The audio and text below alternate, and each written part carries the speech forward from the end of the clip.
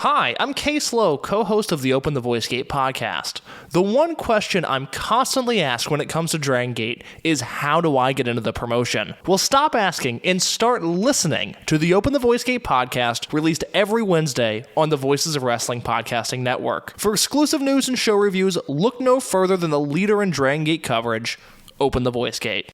This podcast is a member of the Voices of Wrestling podcasting network. Visit voicesofwrestling.com to hear the rest of our great podcasts, as well as show reviews, columns, opinions, and updates across the world of wrestling. To the highway in a brand new day. Over the rainbow, gotta let it go.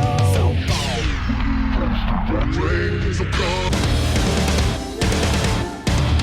fast to freedom. Stars tonight together. Here everyone is singing.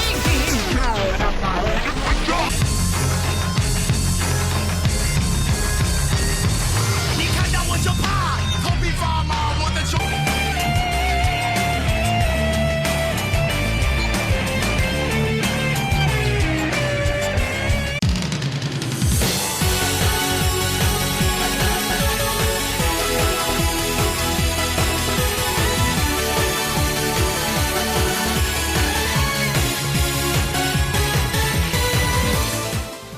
Welcome back to Open the Voice Gate for January 4th, 2025. It's Jan here.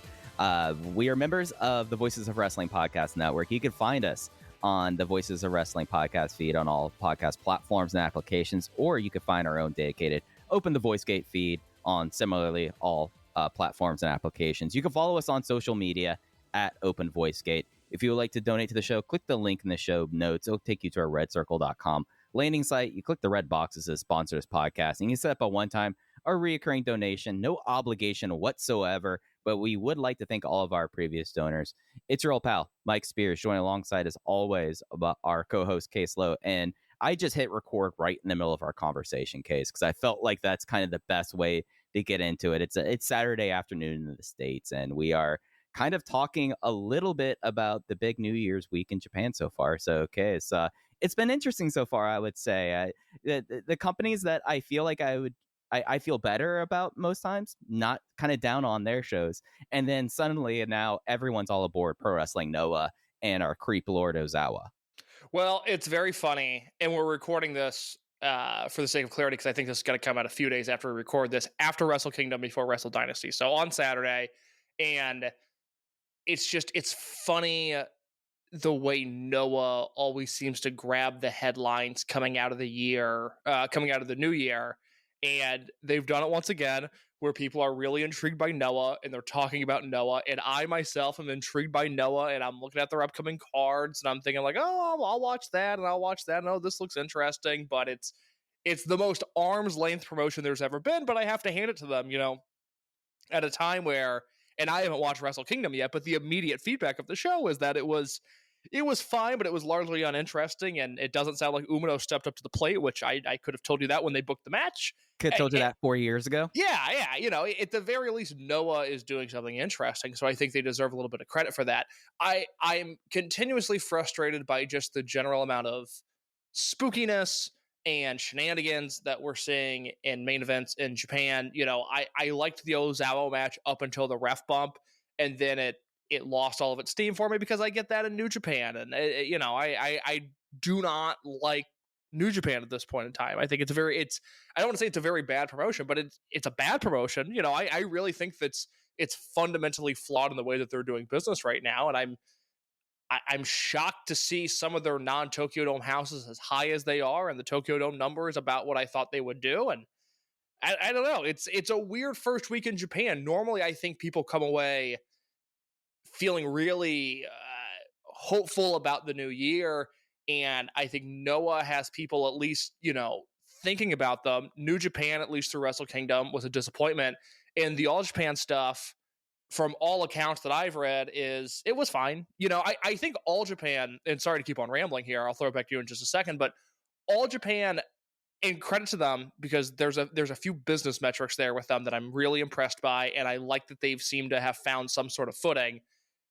They are very reminiscent right now of Dragongate, where they have this good young roster. They have these really strong main eventers. The people that are into All Japan are super into All Japan. And if you're an outsider, I think you can feel super alienated super quickly by some of the discourse around it. Because I'm not super into All Japan, and a lot of these cards don't look super appealing to me, but I also know there's people that love it. And I would imagine there's a lot of All Japan fans that might see the Dragongate discourse going on right now and see the way that you and I talk about this promotion, and they go, yeah, this is a hurdle that I can't seem to clear. For whatever reason, I might respect what they're doing from afar, but I'm just not that into it.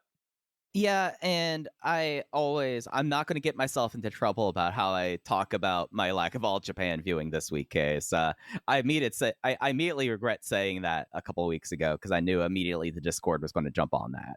But for me, I think All Japan, what I, just as an outside observer, would want to see is how long does this Saito brothers craze last and what comes after that? Because it does feel like, as you're saying, you're absolutely right. Like, they do have the young roster that feels completely like vibrant, and it feels like that they have like a good core there. Ren Ayabe, notwithstanding, I think that guy's awful, but and I don't think you're alone in that. Yeah, but when I like look at like what's happening across like the traditionally biggest week in the Japanese wrestling year, I think that you have some companies that you know are trying things. Noah clearly trying things. They're getting Kenta in this year. They're getting Tetsuya Endo in this year, so that's like a good injection. And arguably with Endo, something that they should have been doing with the Cyberfight relationship for years now.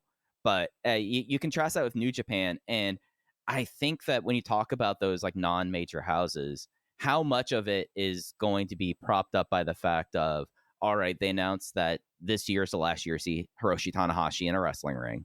And secondarily, the idea that Tetsuya Naito, he's still a draw. Like, he's completely, I think and I know this is going to be unpopular in certain circles, I think he is actively one of the worst wrestlers in major promotions right now in Japan. But he still has drawing power. And for me, judging New Japan right now it feels kind of false because of the whole Tanahashi factor to me. Because I think we look at 2026 and I fully anticipate that everything is just going to completely drop like a rock. But then you also have the other side of it, that Stardom over 2 shows had like their highest attendance across 2 shows ever over the last week. And I know that you're not as much into the Joshi, but I really like the Stardom Dream Queendom show.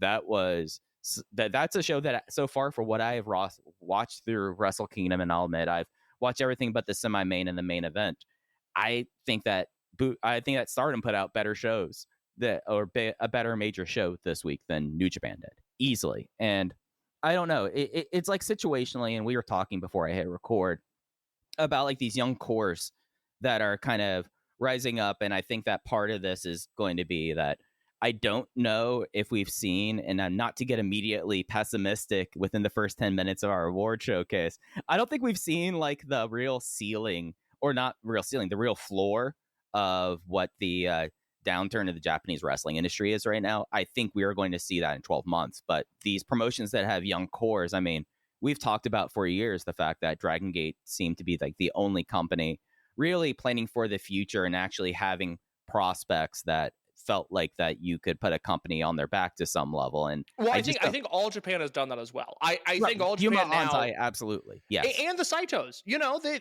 they figured that out, because that could have gone south very, very quickly, but they have figured that out. And that's why, again, the All Japan stuff, there's too many guys on that roster that I don't care for. I was a little surprised to see the announcement that Hideki Suzuki had signed with them, to be met with such positivity. I thought as a collective we were done with that, but more power to people.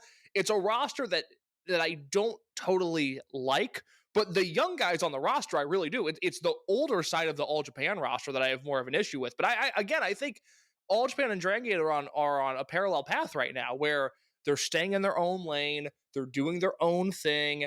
At times they're going to have to eat shit, but they're doing it in a way so that the Madoka Kakuta Dreamgate run, I think we would all agree that it didn't light the world on fire in ring or at the box office. But you know what? Now you can say that Madoka Kakuta is a Dreamgate champion, and it does aid him as we go into the future. He now has that credibility, and All Japan has done that same thing. And I've seen some of the discourse today being like, well, you need to go out there and try with Umino. And I guess that's true. You know, the difference is that between Shota and Uemura, who I think is awful, and Narita, who's a non-factor, than Tsuji, who I do like, you know, I don't think those guys have it. And if you want to compare them, because this is the Dragongate podcast, to compare them to whether you're talking about Ben and Shun, let's say, or you're talking about Kakuta and SMJ and Daya with an asterisk, or if you're even going a tier younger below that with your Mochizuki Jr.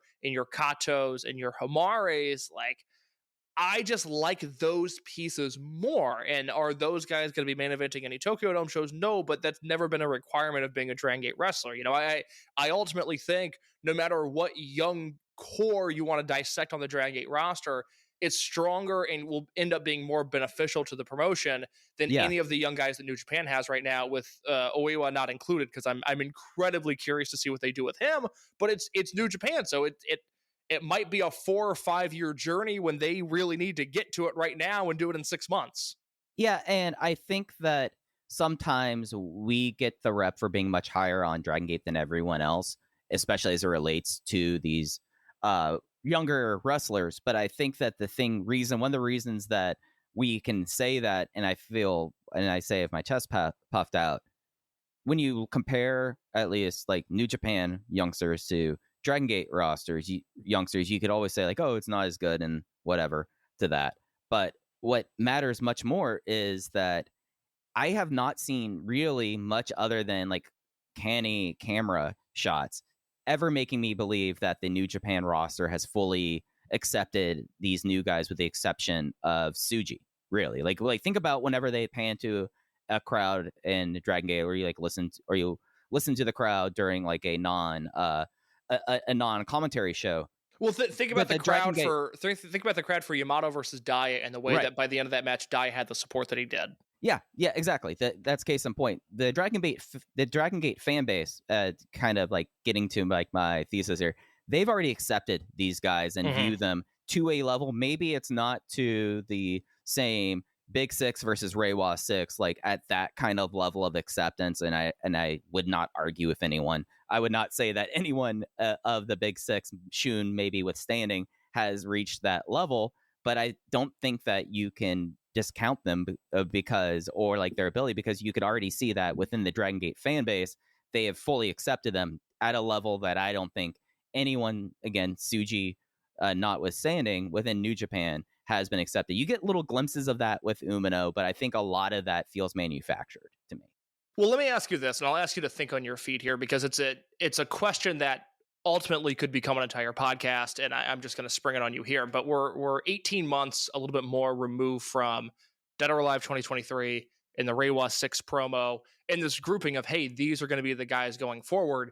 Do you think internally, and that is Skywalker, Kakuta, Yoshioka, SMJ, Benkei, and Minoura, do you think internally, 18 plus months later, that Dragon Gate is happy with where those guys have progressed since May of 2023?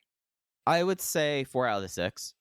I would say that you kind of had to say, to like let's just be frank, Yoshioka's eye injury took him out of the mix, and that we have to be honest, that means that his elevation has been stunted, at least over the last 12 months. Minoura, easy thumbs down. I think that but we've talked a lot about Kota Minoura in that manner, and we will talk more about Kota Minoura in that manner on this show. But you look at the other 4, like SMJ, undoubtedly you have to look at him as a huge success coming out of that, because he was the one that everyone was like, oh, he's a member of the Big Six. And now, I mean, we're looking in on him main eventing Gate of Bayside coming up this month. And then Kakuta, I think that he is so young, and as you said, like, the title run might not have been what everyone wanted, but the lead up to it and the crowning moment was enough there, I felt like, for him. And then, yeah, I mean, Shun Skywalker is just basically walking in the clouds at this point with all of that. And I would have to say, though, that when you compare that to the Big Six, if you want to say, I'm trying to remember the exact time of Shima's Big Six declaration, but where they were at. It would have been, what, 08, 09? Yeah, I mean, look at think about where these guys were, like Shingo, Hulk, Tozawa, Yamato, and Doyoshi were in 2010. I think that if you comparing that, I mean, Tozawa was on excursion. Hulk was not near the title at that point. Doi in 2010, we have to remind people, was not seen as a big success of that title run. So then you really have Shingo, who was all right, but had some warts on him. But then you look at Yamato and Yoshino. Those would be the two that I feel like 18 months into the declaration, everyone would have been completely happy with. In its own way, I would argue that the Reiwa Big Six are in a better place 18 months in than the Big Six were in 2010. Yeah, if your demarcation point is whatever is 18 months before World 2010, because that would have been headlined by Yamato and Yoshino, and I think that's sort of the interesting cutoff point there. I don't know. It's hard to analyze the Reiwa Six in the sense that everything they do is going to, well, at least hopefully, I guess this is maybe a feather in their cap, has had some sort of upward trajectory because we're coming out of the depths of COVID. And there have been a few times over the last few weeks, I forget what I was doing, but I was reading an Observer from 2020 or 2021 maybe. And whenever I'm looking through an old Observer, I'll go and just look at the Dragongate section just to see what was there. And Dave noted like, oh, Dragongate sold out Cork and Hall with 780 fans. And then I looked at Chris Samsa had the dome attendances over the last 10 years or so on his Twitter today. And you look at just how bleak those 2020 and 2021 Tokyo Dome attendances were, and even 2022. And that's through no fault of their own. It was, the world economy and specifically the Japanese economy at the time that called for those things. And I still think we lose sight of that a little bit in terms of the lack of rapid growth. Like it's just been explained to us numerous times. Culturally, that was never going to happen. There was so much trepidation even when things opened back up that it just wasn't going to be like an AEW situation where people were clamoring to see this stuff live. But I say all of that where it's hard to analyze the Reiwa Six because they're coming out of that COVID stuff, whereas the Big Six in 2009, 2010, we have an idea that there were, abject successes and at times abject failures within the Dragongate economy by the time that they were handed the baton at first. The important thing to note is that ultimately the Big Six were thought of as failures. And so the belt went to Mochizuki, and then the belt went to Shima, and Shima held it for 18 months. And then we saw what happened, where by the time that Shima's title reign ends, now we're in the middle of 2013. And all of those Big Six guys progressed and they all got better. And then, the belt goes from Shingo to Yamato to Yoshino, and we're off to the races with what we can now consider to be the golden era. And I think we're in a very similar trajectory with Yamato here, where we had the Reiwa Six warmed up in 2023 and parts of 2024. And now the belt's gone back to Yamato.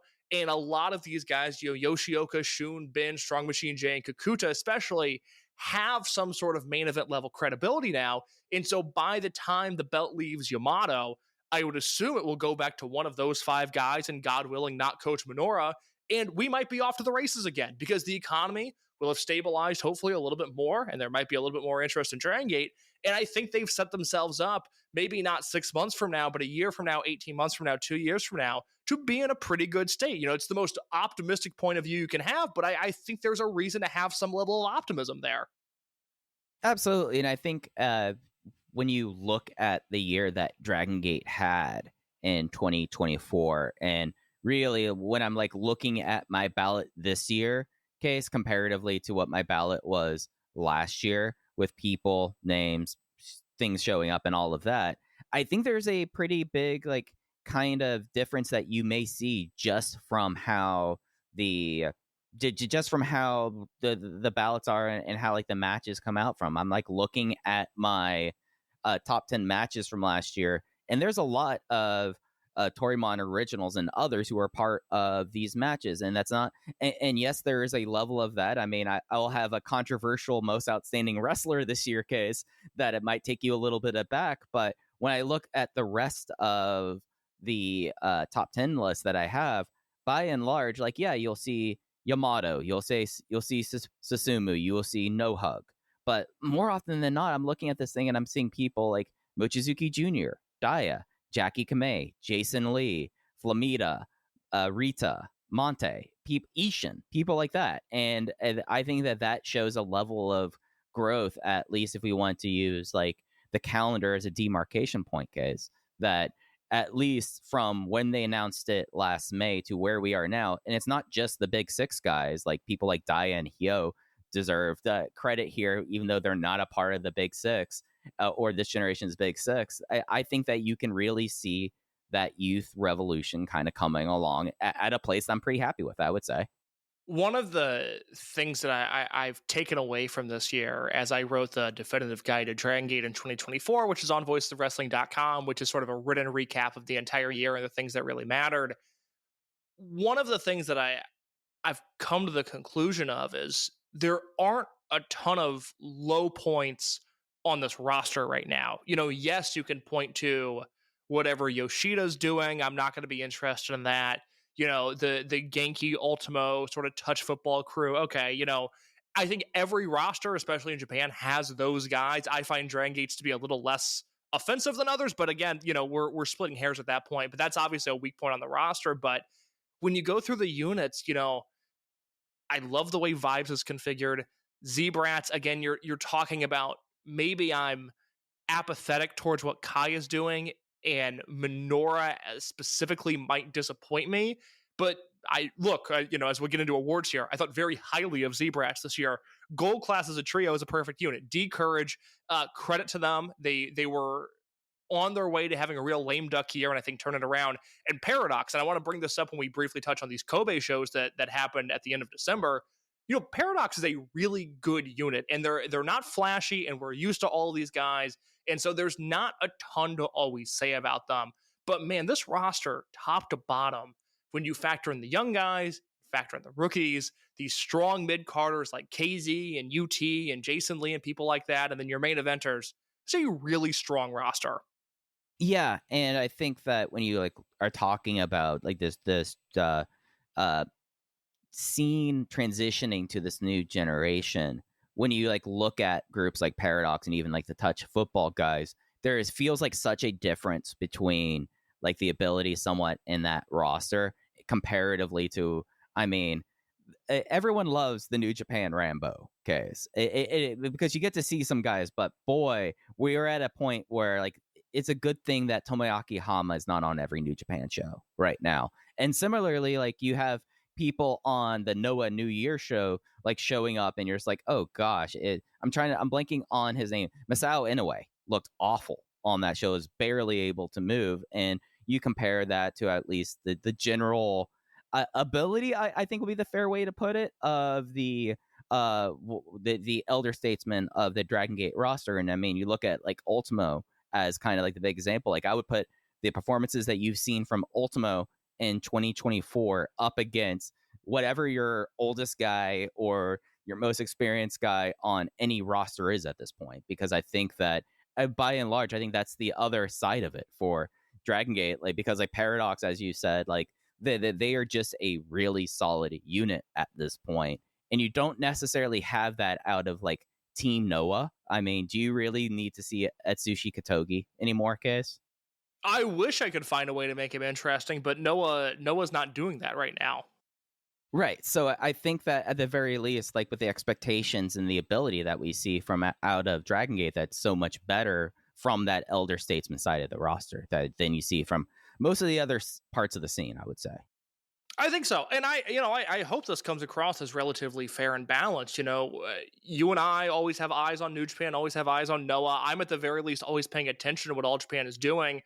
I don't think at this point, I don't know, maybe I'm off base. I don't really think DDT is factored into these conversations. I think they have their own problems. Big Japan, obviously a mess. They don't need to be in this conversation. But in terms of your male Japanese companies, again, I look up and down these rosters, and Noah, even when they have talent, I don't trust the powers that be. All Japan, I really respect what they're doing. It's not always for me. In New Japan, I think is a complete and utter disaster right now. I think I'm not even going to say there's cracks in the system. The system is broken at this point. It's failing, and we're waiting for the bomb to fall out. Well, it's just the idea of specifically, I think their star making process right now is Young Lion loses for 3 years. They said they were going to expedite the process, but let's say Young Lion loses for 3 years. They go on excursion, then they come back and they're a star. And I think what has happened with the Umino and Uemuras of the world, Tsuji was so good out of the gate that he escaped this. But if you don't hit the ground running when you come back from that excursion, New Japan I don't think right now is really providing a second pathway to stardom. I think they are just beating people over the head by telling people this guy's a star, this guy's a star, this guy's a star, even if they're not performing like one or drawing like one. But this is the only way they seem to know how to produce stars right now is gets beat for years, excursion, comes back with a new gimmick. And if you don't just pass that initial test with flying colors, then I think you're in this loop of, again, New Japan saying you're a star, saying you're a star, saying you're a star, but it's not working with me, and it's not working, I think, with most of the fans in Japan either. Yeah, and I think that the whole process, if we're still taking a big picture of the New Japan star making machine, and I was like actually just talking about this before we hopped on this call, case, it feels like that they need to reevaluate how they do excursions, like to such a degree that the answer for everyone can't be send them to CMLL because that's where you get constant work. Mm-hmm.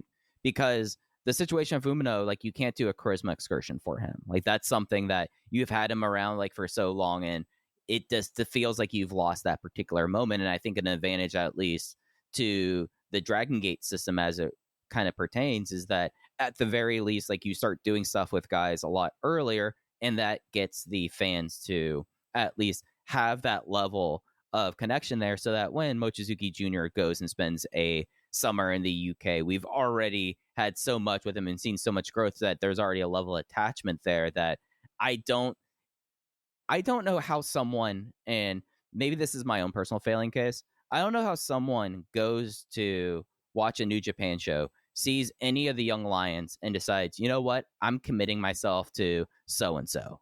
Because you really don't get to see any sort of elevation results for years. It just seems like something that it does not allow real, genuine fan support to get behind them, because you just, at a certain point with how like turnover is with fan bases and everything, you might just see one guy be a young lion for 3 years by the time you get disinterested in New Japan, and they're just still going to be a young lion. And to me, I think that hurts a whole lot. Like you can't like actually elevate people earlier in their career so that you can get the fan support, so that you don't feel the need to have to immediately hit the ground running in the way you're saying. Yeah, it's hard. I think specifically in the Bushi Road era, we've seen too many young lions that we've been attached to, whether it's Sho and Yo or, Master Wato was like this incredibly lovable young lion, like this guy that people really, River people. Yeah, like people really got into him, and then you see him come back, and it's not the same. And so I think people to some degree have been weeded out of that long-term investment. But then like I love Kosei Fujita, right? And they took a different path with him. He's not the guy that got beat and then did excursion and then came back with a new gimmick. But I know how they book, and I know that it's going to be years before I see Fujita do anything other than what he's doing right now, which, by the way, is great. The junior tag division is Kosei Fujita, Robbie Eagles, Kevin Knight, the War Dogs, who I think are okay, and then Catch 22, who I think are incredible. That's my favorite thing New Japan does right now. I love the junior tag guys. I'm so bummed they're in a 4-way ladder match to the Dome. That really ruined all my interest in that. But I know it's going to be years before Fujita does anything, and so I'm not really invested in his journey, because I think the Gato Midas touch has officially worn off, and so I don't trust the process anymore. And so when he eventually does do something, when there's some sort of elevation there, I'll check in, but I'm not living and dying by every show like I used to. I will say, on a separate note, speaking of discourse, it is nice to see, because I'm completely detached from it and not involved in it in any way, it's nice to see this level of vitriol coming out of a New Japan main event again, where you have not even really a strong Zack Sabre Jr. support system of people going like, Zack was good, it's Umino who sucks. But then you have your Umino people who are now blaming this match on Zack and saying that Zack can't work the New Japan main event style, even though we have about 6 years of evidence saying that he can. I love that. That brings me back to a bygone era of wrestling discourse where people really cared about New Japan main events, and that was very fun to see. Yeah, but it's hard for me to care about a 45-minute main event, regardless. God, I will not be watching that. I just, let me tell you, as I don't really like watching 15-minute Umino matches, 25 minutes. Not really for me. I will not be watching that match. Nah, I hear you with that. Should we transition to the ulties, man? Let me talk about Kobe real quick, because just to confirm, you have not seen the Kobe Sambo Hall shows from the 22nd or the 27th, correct? They fell on my travel days. I am watching them tomorrow. Okay. You got to watch these shows. And I know absolutely. Yeah. With the way content consumption works now, I get it. If something happened in December of 2024, it might as well have happened in December of 1994. The world moves too fast. I'm sure there's people listening to this who are like, well, I've still got to watch the DDT Korakuen from this year, and I've got to catch up on Tokyo Joshi Pro, and maybe I didn't watch Wrestle Dynasty. I get it. But if you're listening to this podcast, you have to go back and watch 1222 and 1227. I think both of them fit the format of show that I really like, which feels like just a better version of American television wrestling. But if Dragongate were to do it, the show on the 22nd is just strong from top to bottom. I pretty much liked everything on this show. The stuff with Daiki and Kato was really good. Daiki gets some color in Kobe Sambo Hall, which is super exciting.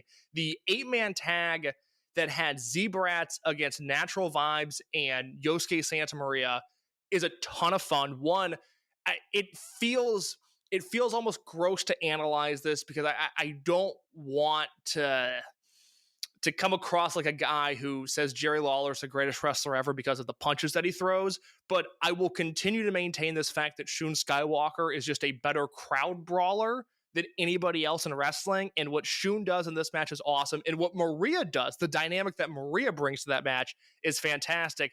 The main event, Mike, 6-man tag team match. Let me tell you, I went 4.25 stars on this. It is the last great Dragongate match of the year. I was really impressed by what I saw. This was on the 1222 show.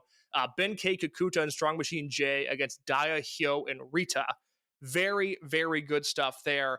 And then the 27th, this is important to note because Cage Match has the listing wrong.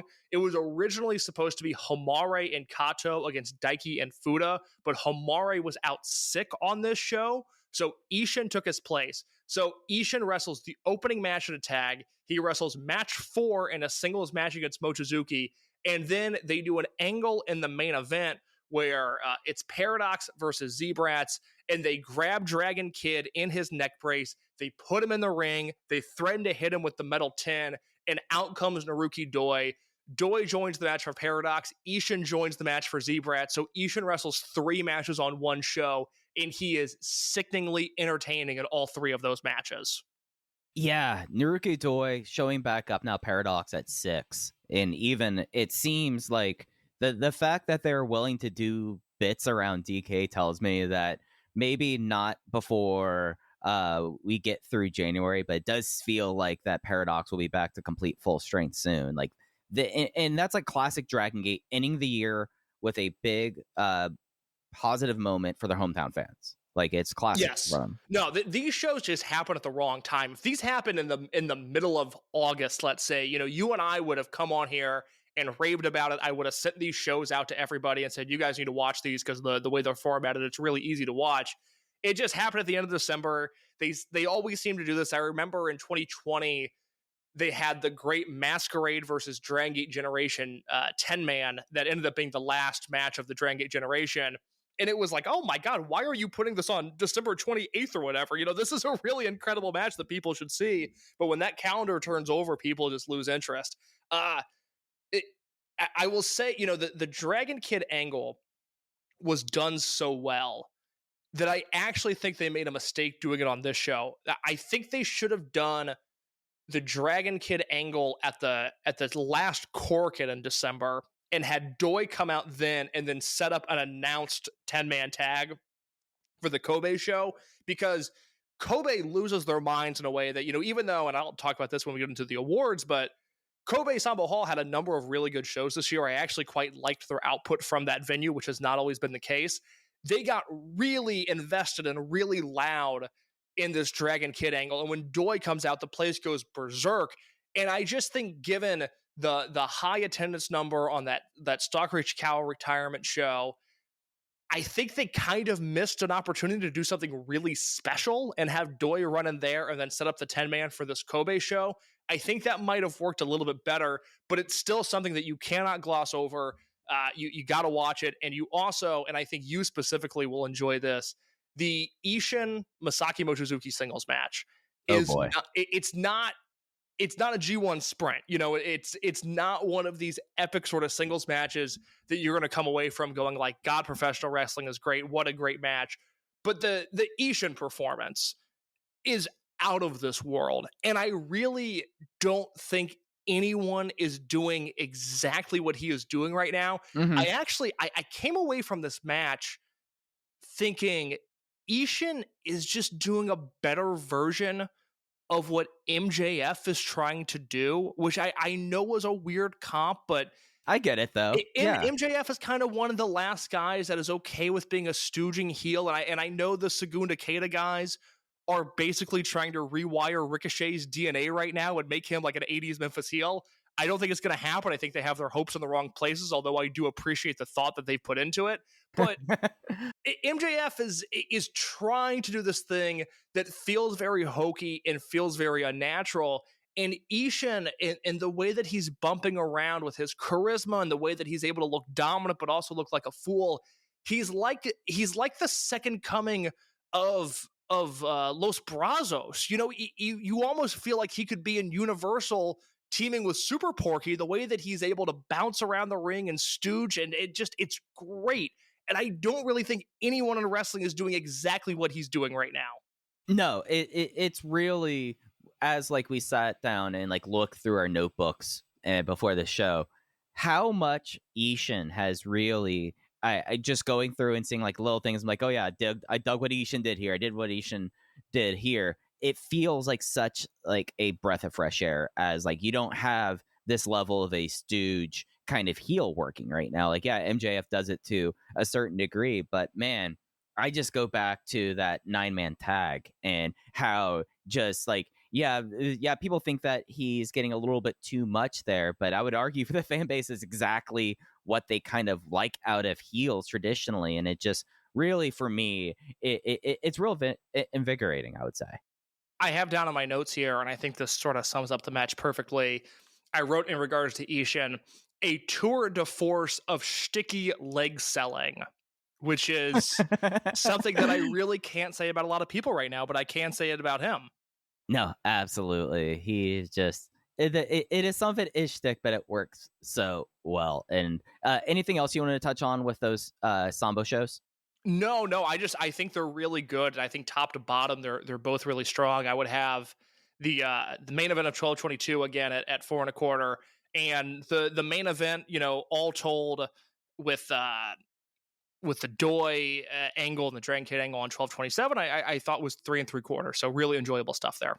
Yeah, just and it's something where I just wish that like just life got in the way for those two things. I'm desperately, and I think after getting through Wrestle Kingdom, that might be something for me to watch for the rest of the day, to be quite honest. Let's talk ULTY Awards. So this is our way that we just kind of remember the peaks and the valleys of Dragongate in 2024. And as I was kind of alluding to, looking at how things were left in 2023 versus where things are in 2024, it's just, at least for me, like as we get into this, it's such like an interesting time in this promotion where I don't think I would have thought somehow going into 2024, at least partway through the year, that some of my stock ups and stock downs would end up in this certain kind of way.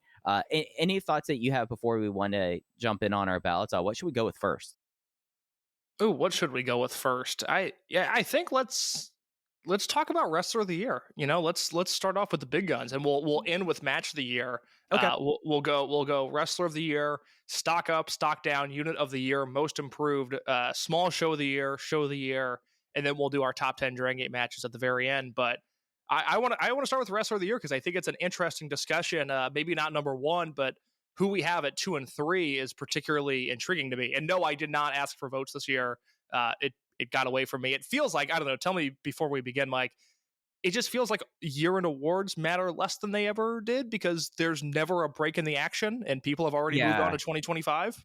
Yeah, like we used to have like a good solid like 3 weeks between the end of Dragongate's one calendar year and the start of the next. It does kind of feel like, because I know like I saw Suit put out his Observer Awards ballot and I was like, oh, people are doing that? Yeah, and it was like, and when I read Suit, I was like, oh, that's right. I should fill mine out because I even worry with the way we do Match of the Year now. You know, it gets record-breaking responses every year, but there used to be a cottage industry of year-end award shows, and those have just completely gone away because not only has Dragongate picked up their schedule, but again, you know, you leave World's End. Okay, so now that's going to be your content on the 30th and the 1st, and then by the 2nd you're talking Noah and All Japan. Now by the 4th and 5th you're talking New Japan, and then after this week, then you're just into the new year. And it's a weird, everything is just happening too fast right now.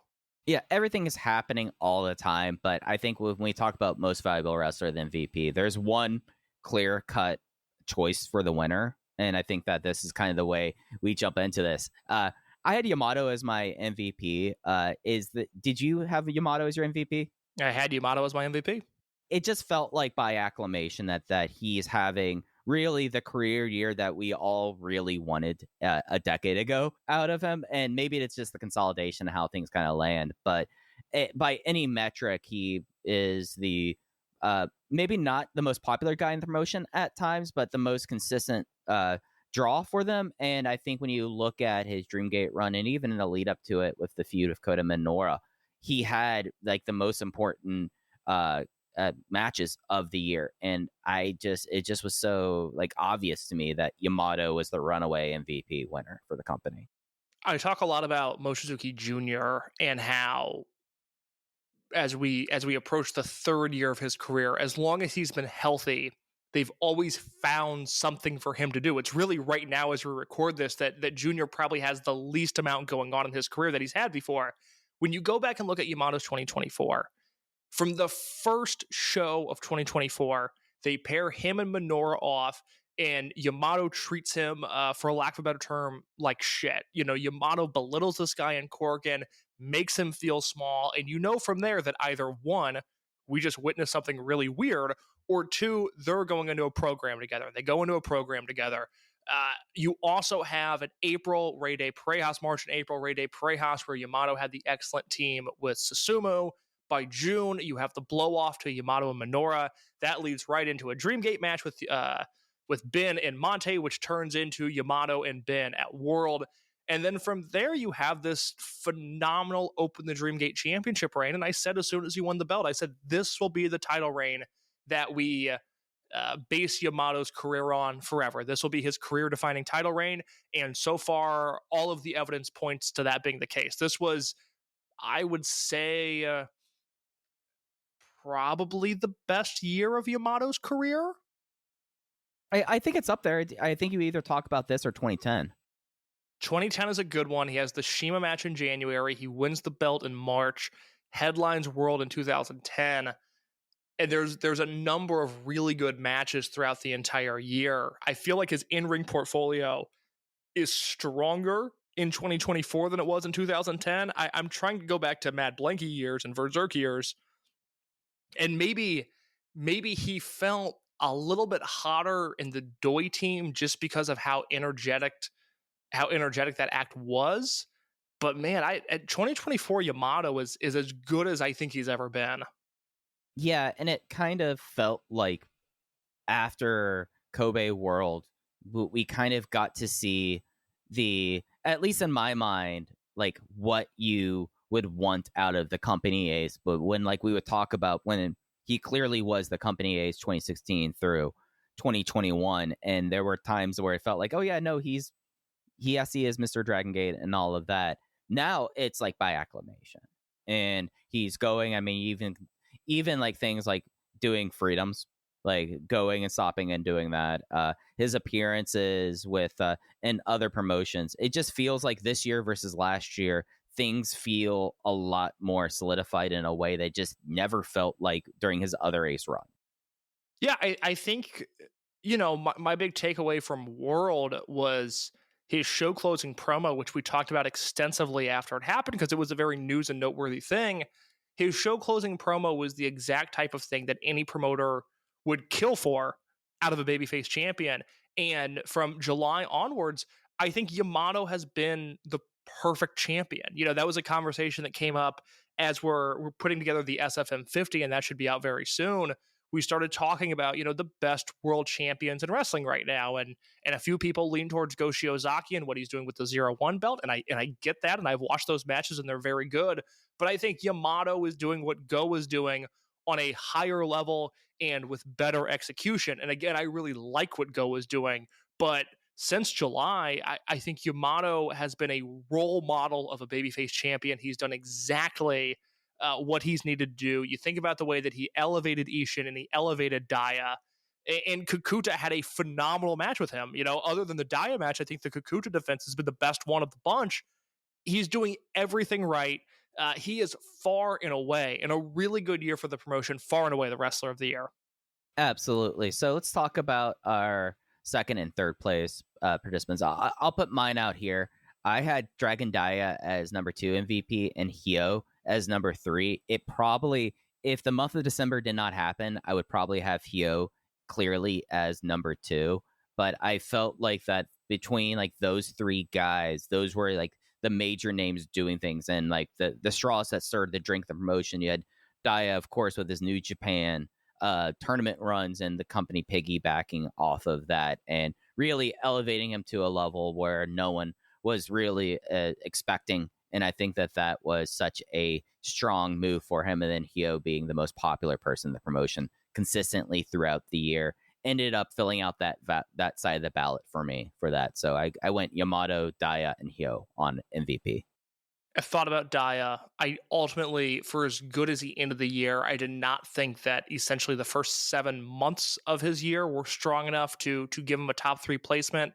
Hyo, it's funny. I never fully considered him for this. It just, I'm having a hard time contextualizing Hyo's 2024 and that he was as popular as he was, but still, ultimately, I don't think was on the level of other people in this company. I don't know. My number 2 was Shun Skywalker, and my number 3 was Naruki Doi. I think for Shun, he is kind of doing just the inverse of Yamato right now. He's being the heel that any promoter would dream of.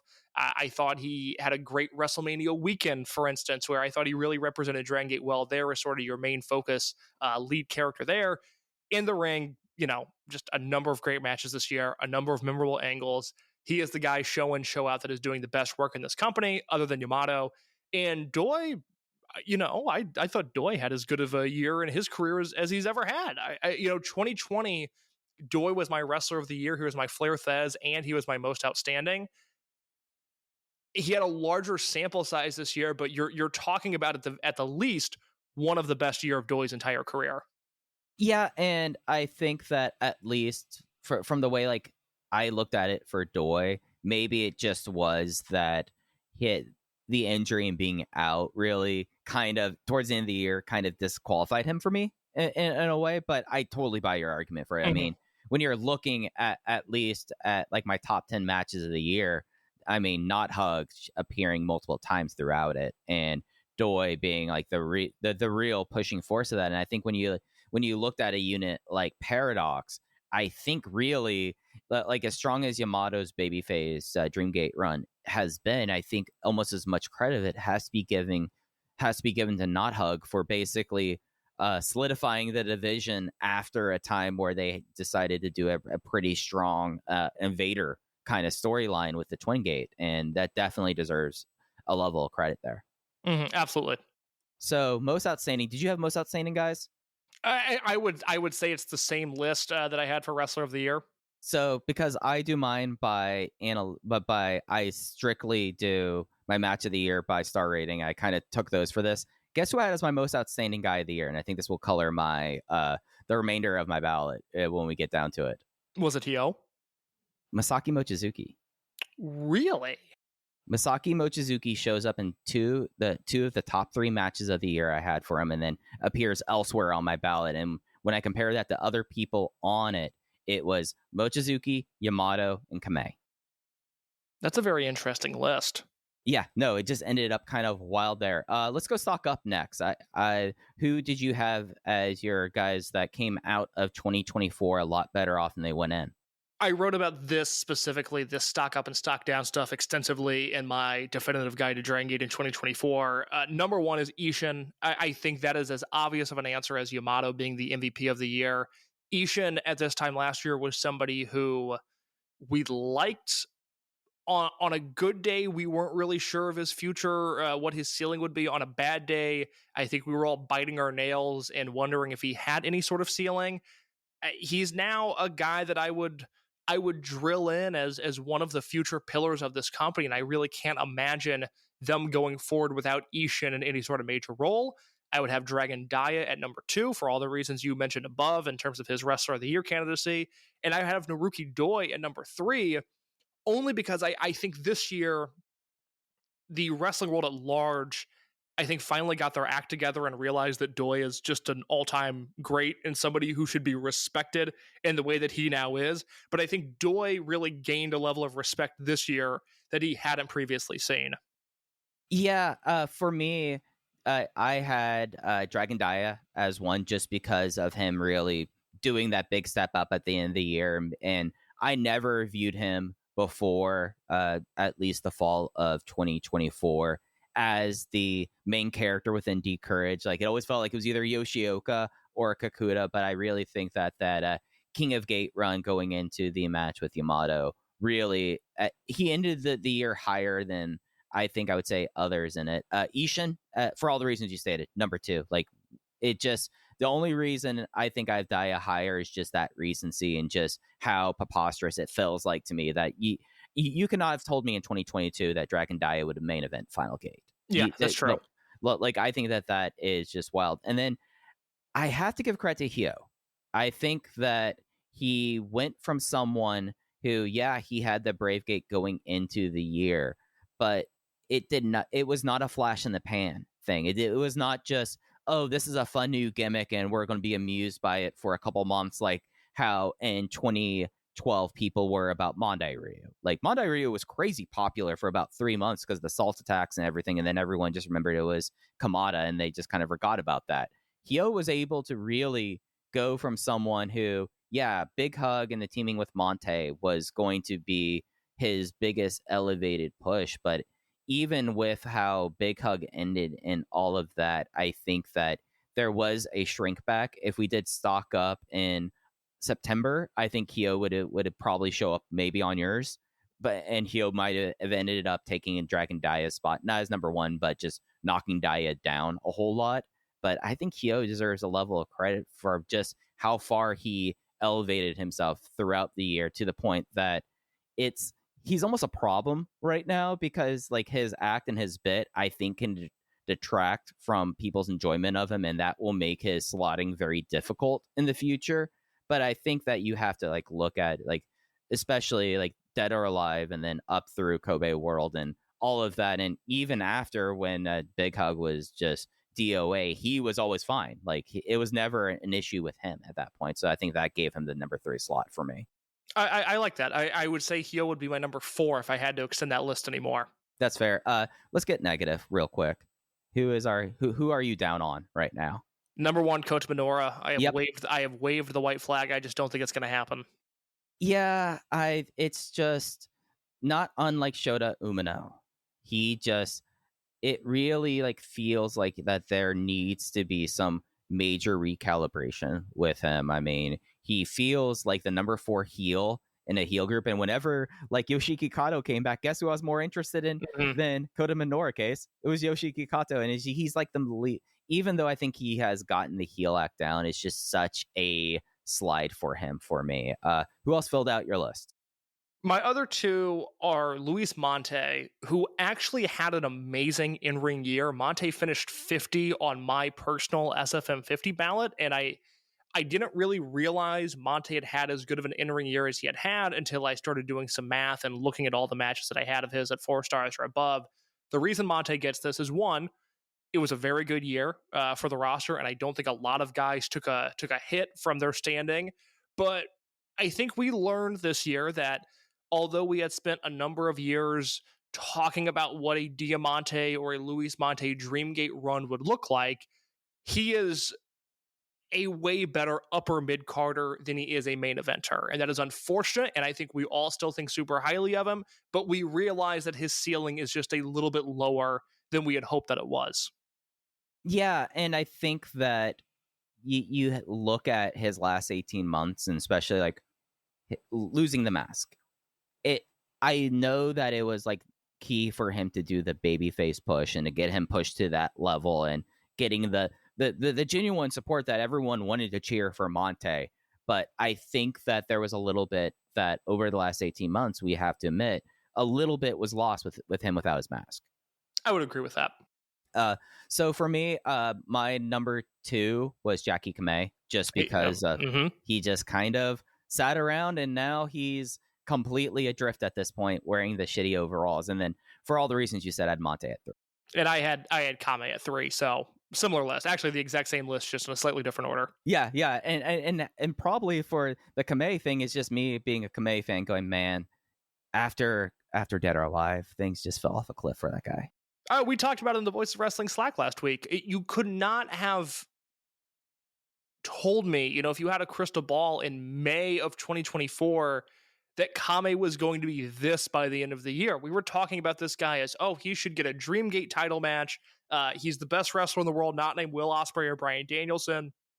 He is obviously the MVP of the first half of Dragongate's year, and that second half, it's one of the bigger swings and misses I can remember this company having, not even from like a Coach Minoura situation where he bombed in 2022 because of a bad angle.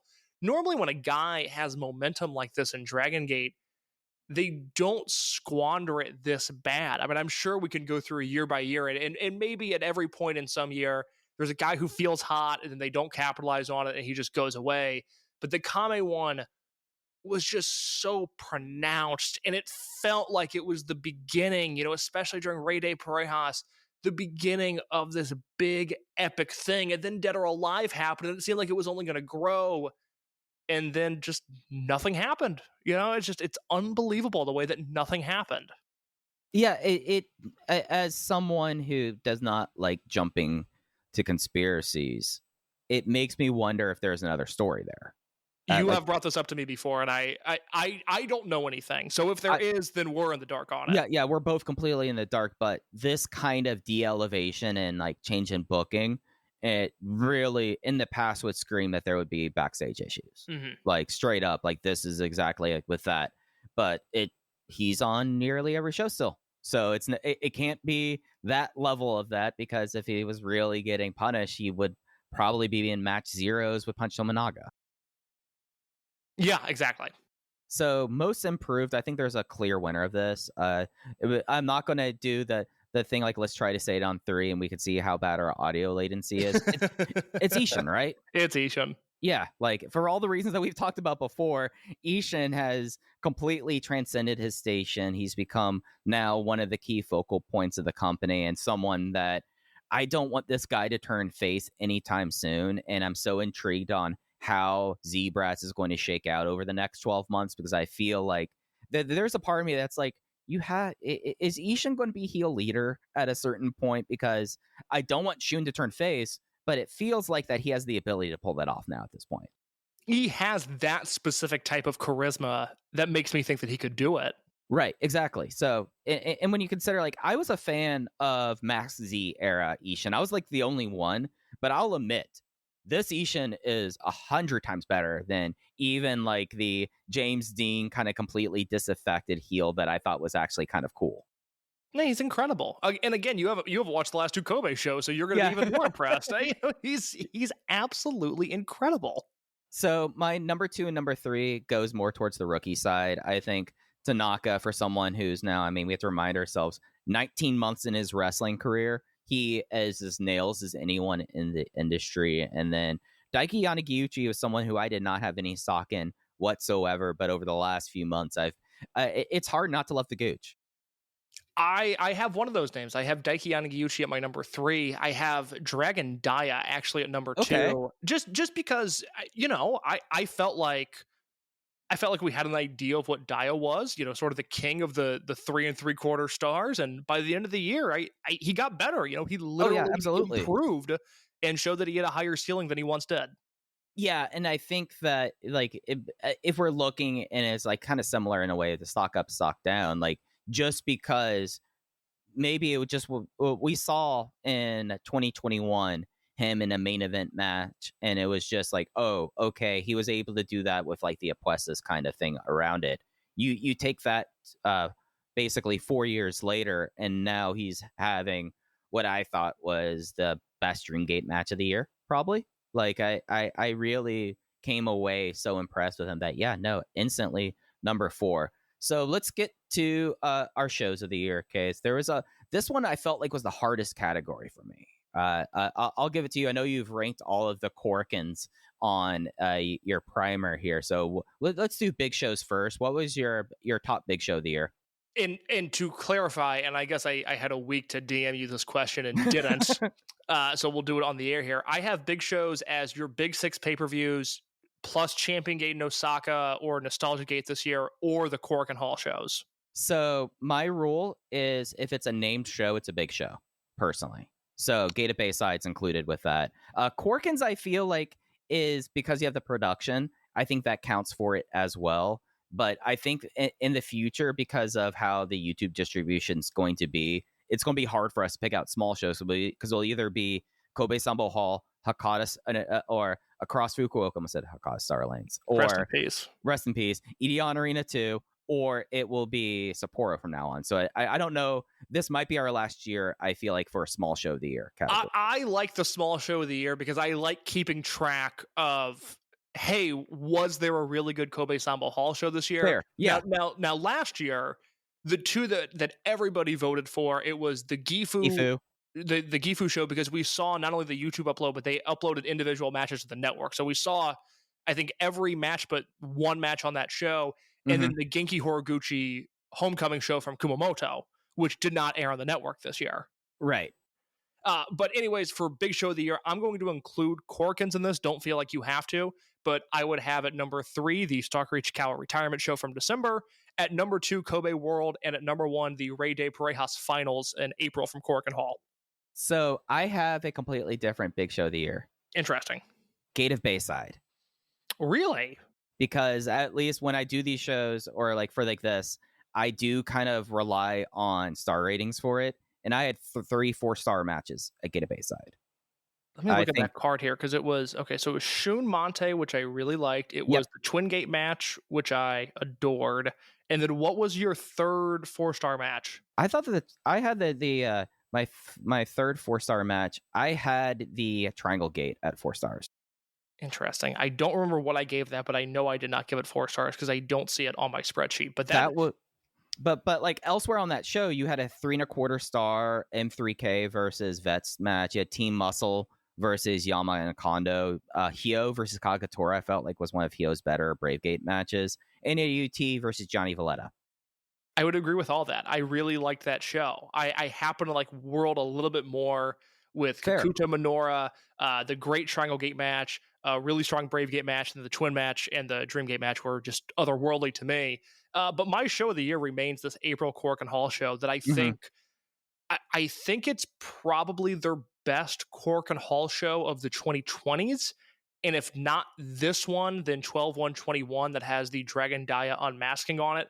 But this show was Susumu and Yamato versus Shimizu and Strong Machine J, which I gave 3 3/4 stars. Great tag teams, SMJ and Shimizu. Oh, I miss Shimizu greatly right now.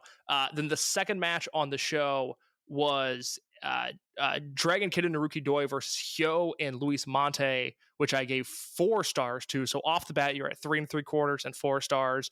After that, you get into a 3 1/4 old guy tag, a 3 3/4 D Courage and Daiki Yanagiuchi versus Gold Class and Ryo Fuda 8-man. From there, you had Toru Washi and Ultimo Dragon versus Gianni Valletta and Kai, which was a really fun Valletta outing. And then the semi-main event was Ishin, Jason Lee, and Shun versus Kame, KZ, and UT. That was a crazy angle that led to the Dead or Alive cage match being set up. And then your finals was Dragon Kid and Naruki Doi versus Susumu and Yamato, and I went 4 3/4 on that.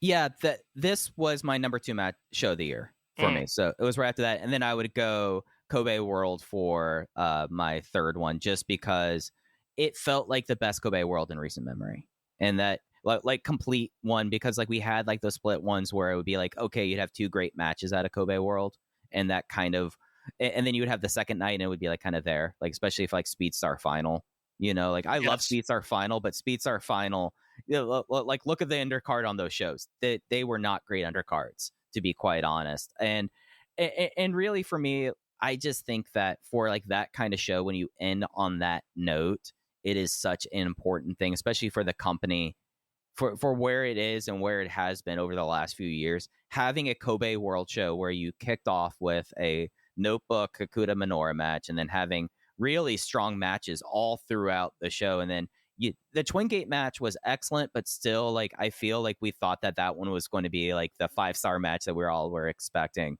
But it's still, I mean, when I'm like looking at it now, maybe I should have had this as my show of the year over Gate of Bayside. But I feel like Gate of Bayside kind of in a way peaked higher for me. You know what's special about this Kobe World show is I think it had the best vibes of a world show in a really, really long time. Absolutely. That's kind of what I was trying to get to. You nailed it dead on. Yeah, absolutely. Well, because, okay, so if you go back in time, right? So 2023 is a good show. People were excited for Hiromu versus Yamato, and they were excited for the cage match. But Kakuta and Yoshioka was a bit of a cloud hanging over the show, and it wasn't a very good match. And I think that really dampened a lot of people's takeaway of that show. 2022 was a disaster. 2021, I really like these shows. You really like these shows. It was COVID-y, which doesn't help, but I did think the shows were really strong. 2020, no one thinks fondly of. And even 2019, it's important not to have revisionist history on this, because yes, there was Ben K versus Pac and that incredible Shun and KZ match and the return of Ultimo and all these great things, but it was at a time in which people were still very much hitting the panic button on all things Dragongate. And maybe coming out of 2019, there was this like, oh my God, this was such an amazing show. I'm so glad I watched this show. But it wasn't, I don't think the good vibes were sustained in the way that they have been in 2024. No, absolutely not. I think that's a really fair way to put it. Like, and it's one of those, like, as we like now are in our getting a little meta here, talking about when we do like a rewind and rewatches. We did 2016, and that's probably, in my opinion, like 8 years is about like the minimum you could have for the distance. I don't know how I'm going to feel like in 2028 and 2029 if we're still doing this show and it's like, well, do we want to talk about the 3-way generation war on a rewind and rewatch? It's going to be like a hard thing just to get through, just because like it not all of it revisits very well. Like, yes, you do have like the 5-star disbands match, but I just, it'll be interesting when everyone has the ability to look back at that 3-year period in Japan. And I just think it will be very difficult to do so. Yeah, I always maintain that I think 2021 and 2022 are way harder rewatches than 2020, because especially with how prolonged things were in Japan, 2020, we were all going through this thing together. And then in 2021, the Western world opened up more than Japan did. And then by 2022, it was a zoo in the Western world, and Japan was still very much enclosed in terms of the way they were living their life. And so, yeah, I find like something like Shun versus Yoshioka from the beginning of 2023, when Shun won the Dreamgate belt, and we were still doing clap crowds at the start of 2023. That's the sort of stuff that I don't know if I'll ever have any sort of desire to rewatch. 2020, I just went back and watched some of the Hokkaido triple shot from December when Masquerade debuts, but they're not officially Masquerade yet. And it's jarring because nobody's making noise, but you know what? The in-ring of that is still really, really good. Yeah, like, I wonder how the Masquerade entrance would have been with real crowd. I think it would have been electric. Yeah. I think the world of that unit. Yeah, and I think that's going to be something that will be kind of interesting to reassess at one point, because also, like, you start getting like the start of Big Brain Hio at that point too. Absolutely. So you had some character work that was happening at a time where it was kind of discouraged to do any character work within or like with that. So I think that that's all real interesting and good. So let's talk about those small shows, because I think that there was Rey de Parejas really helped out the small shows this year. And I feel like that although there were a lot of really fun Kobe and even Hakata at a time where like I've been notoriously more down on that building, and some of that might be because how much I miss Star Lanes. I feel like that Rey de Parejas really helped out the small shows. Well, especially because we didn't get that for King of Gate. Right. Yeah. No, just because of scheduling. Yep. No, I would agree with that. I came away as I look back through cards for this entire year being incredibly satisfied with the output from Kobe, and feeling like the disappointment in the Dragongate schedule this year was actually in the Osaka #2 shows. We really didn't get a ton of good stuff from Osaka this year. Normally that's a very safe bet, and Kobe is sort of the toss-up, but I really liked just about every Kobe Sambo Hall show they had this year. Yeah, and it's been like such a easy and fun watch, I would say. Like No, that they found a good tone in that building again. Mm-hmm. I'm gonna throw. I think this one is my small show of the year as I'm going through this, and part of that is because it has one of my favorite matches of the year. Across Fukuoka, April 14th day show, main evented by Captain's Fall, Z-Brats versus Natural Vibes. That was one I was looking at. That was a really good show. Yeah, I had that Captain's Fall match and 4.5 stars. We'll be talking a little bit more about this Captain's Fall match later, the Mike Spears catnip, but it felt like that even you had some appearances there with that were so strong with that, but that is probably that will end up being my strong show, my small show of the year so far, is that April 14th day show for Across Fukuoka. Mine, to your point, would be the March 30th Kobe Sambo Hall show that was a Rey de Parejas show, and it had Ryoya Tanaka versus Rhea Fuda in the opener. It had Daya Kakuta and Mochi versus Hyo, Monte, and Kondo, which was really good. It had Shimizu, KZ, Strong Machine J, and UT versus Dragon Kid, Kagatora, Susumu, and Yamada, which was a ton of fun. A just okay Kondo and Awashi versus Benkei and Minoru match. But then it had Ishin and Shun versus Kame and Jason, the match where Jason turns on Kame, which you'll hear about when we do our top 10 match of the year in just a little bit. But that, to me, was the strongest small show top to bottom. Yeah, that finish where Mochi in that 6-man, where Mochi does a headbutt and that feeds right into the DDT is one of the top finishes of the year. I thought that was adorable. Masaki Mochizuki, very good pro wrestler. Yeah, so I have that one as my number 2. Another, like, if we want to just mourn the loss of the YouTube uploads, we had some really good ones during this tournament. I thought that the upload from that's a Buyuden show. Never mind. Actually, no, I want to talk about this one as my number 3. The Buyuden 04 from March 21st, where you had the Shuji Ishikawa versus Shun, Big Boss Shimizu match, and Team Muscle versus Orihara and Sugiura, the most I've tolerated Hajime Ohara ever. I thought that was a great self-produce show this year. I think the Buyuden shows were awesome this year, and I don't know if everybody thinks that way, but as I look back through the year and I look at those shows, I enjoyed all of them. Yeah, no, I think that there was a little question mark, and we've seen how the outsiders have changed a little bit since Mr. Nagamori retired / pushed out. But it was a consistent like breath of fresh air, and it brought us great things such as MMA Rita versus his jiu-jitsu trainer. Yeah, no, I really like that. The other show that I want to mention here is The Gate of Mayan from August 24th, and that was a show that was largely made up, the things I liked here were Minoru versus Yanagi in a short match, Kame, Jason, and KZ versus Ishin Jr. and Strong Machine J, and then the main event, which was Benkei and Great Khan versus Bushi and Shun Skywalker, which was not one of the 15 best Shun matches that I saw this year from is it a technically great match? But it's the best Shun Skywalker performance that I've seen this year. This is the match that coined the Shun Skywalker as the modern day Nick Bockwinkel tank. Yeah. I want to see if we get Seiji Miyane to do more of these shows. Just as I think it should be an annual thing. I hope they're working on that.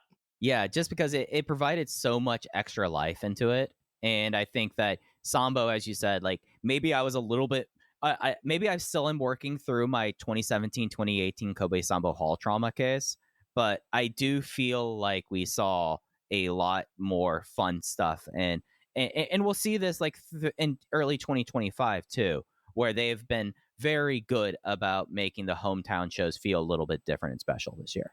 Kobe shows were so bad for a 3-year period in like 2017, 2018, 2019. They were so dry. And it goes back to what I said on the last Rewind and Rewatch. If there wasn't a maximum match that I could look forward to, there was nothing I could look forward to on those shows. Yeah, I did. I remember a day and age where I would just be watching through these shows and I would be sending DMs to Case, and it regularly. I felt like it was very close to almost like a therapy session. Very much so, because we weren't recording weekly yet. So we would. You were doing the show solo for a long time, and then I would hop on maybe after a few big shows. But there was a year or two there where I just wasn't doing this podcast that much. But it was specifically that time where you would be sending me these notes on these Kobe shows that look terrible. And I'd be like, well, I'm not going to write about this. I'm not going to podcast about it. This show sounds awful. I'm just not going to watch it. Yeah, it was maybe those messages discourage you to coming back to the show full time by a good 6 months. I would say that's possibly true. but like just even like looking through our notes and how this year felt, like just even like I'm now looking at that April 20th Kobe Sambo Hall show where you have just fun stuff happening all throughout it. And then Jason Lee versus KZ is the main event. And just leading off of that heel turn previous month in Kobe. And they found a way to even do month-to-month continuity, keeping Kobe special this year that I felt like that was absent in past years. And if we're talking about a Cyrioism and his issues with sometimes with Dragongate booking, I think that there's a level of care now given to these smaller shows that was not necessarily happening 5 or 6 years ago. Well, it goes back to my ultimate point, which is this was a year where this promotion was really, really good. And as I've said a number of times, it's the best promotion in wrestling this year. It's the first time I've been able to say that since 2020. And if you take that out of the mix because it was such a weird year, it's the first time I can say that in a very long time. Now, part of that is unfortunately, I think the competition in wrestling decreased. CMLL was very good, but I thought they took a step back. We've litigated Japan. Everybody in the world has litigated AEW, so I don't need to get into that. But I feel like even in a really strong year for New Japan or CMLL or whatever else, Dragongate would still be the best promotion of wrestling this year because they were really, really good. And they did a lot of things really, really well. And making the small shows count like this is one of those things. Oh, absolutely so. And it's one of those things that I feel like gives us so much more energy as we move to 2025. I mean, like after we're done here and after I sit through and record a show about Wrestle Kingdom, I'm immediately going back to 2 week ago Dragongate shows that I'm desperately wanting to see. That would never have happened before. Yeah, and there's life to the shows that are coming up here in January. The smaller shows look really, really interesting for the cards that we have. Yeah, they've done a really smart thing. I mean, they're doing the entire Young Dragons Cup and Kobe Sambo Hall or Kobe Art Center, but at a small show, essentially. The Young Dragons are in Sambo Hall. There's the East-West Shootout show is the first show of the year. That's in Kobe Art Center. And then they come back to Kobe after Corkin for 2 nights. And Sambo Hall is going to be the Young Dragons Cup shows. I had the Art Center show out of continuity there. But yeah, yes. It's just, these are the things they're doing with the small shows that I think needed to happen 6 years ago. Imagine doing an East-West show in 2017. That would have been nuts. It would have been insane. Is it time for matches of the year? I think so. Let's do what we always do. Michael, have you start. We'll each share our match 10. And if one of us has it later on the list, we'll talk about it later when we get to the second listing of it. All right. Match 10. I went pure vanity here, guys. Masaki Mochizuki versus Konamawa Ichikawa, October 4th. Just like, I feel like we can't overstate how important Konamawa Ichikawa was to the promotion, still is, and it's in his way. And this match, like, I felt more feelings about this match than I really did about the Tanahashi match. I didn't let myself get sad during the Tanahashi match. The Mochizuki match, especially with the amount of times they did the Mochichi match over the last quarter century, left a mark with me enough that I don't traditionally usually rate Sakura Ichikawa matches other than 5 stars, no notes. But this one left an indelible mark on me this year. So my number 10, Mochi versus Ichikawa from October 4th. I like that pick a lot. I do not have that. I feel like my top 10 this year might actually be kind of chalk. I'm a little worried it's basic, but we'll cross that bridge, I guess. My number 10 from the show I just talked about, March 30th, 2024, Jackie Funky Kame and Jason Lee versus Ishin and Shun Skywalker. I had this at 4.5 stars. I had that at 4.25 and was not on my list. This is the best match to happen in Sambo this year. It was at the peak of Kame being the best wrestler in the world, not named Bryan Danielson or Will Ospreay. An incredible match, a shocking turn that I don't think anybody saw coming. Shun and Ishin, and this is really before Ishin turned it up to the level that he's at now. Shun and Ishin were a great team. Kame and Jason will end up getting a third place vote from me in Tag Team of the Year this year worldwide, even though their last tag team match was this one, March 30th, because they had, I think, 6 matches at 4 stars or higher in the first 3 months of the year. And the only teams that I think have been better than them this year are Dragon Kid and Naruki Doi and Speedball Mike Bailey and Jake Something, who have been doing great work in Deadlock.